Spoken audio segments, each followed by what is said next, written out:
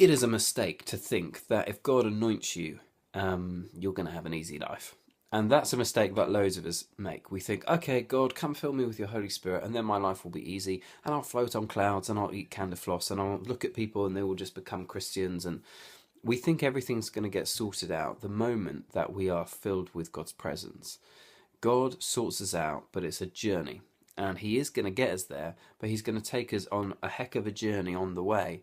And David, his life shows us, it sort of dispels this myth that when you're a leader or when God uses your life significantly, your life is super easy. And in fact, what it implies much more strongly is when you're used significantly by God, your life is incredibly hard at times. There's a massive cost to that.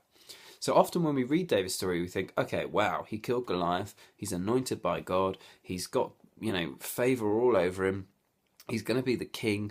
What a great life David had.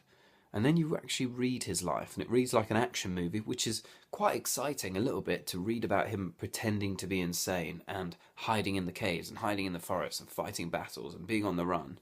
It's quite exciting to read that.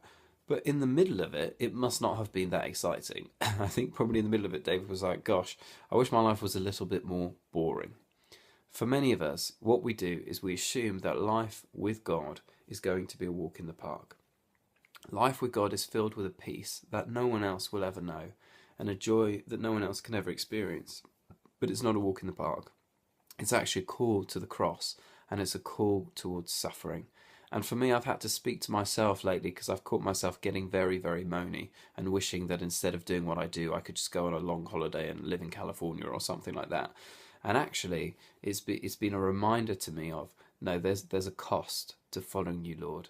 And a call to myself again to say, am I willing to stand up and pay that price? Because I know it's worth it. It's just sometimes I lose sight of the fact that this is a costly calling that we have.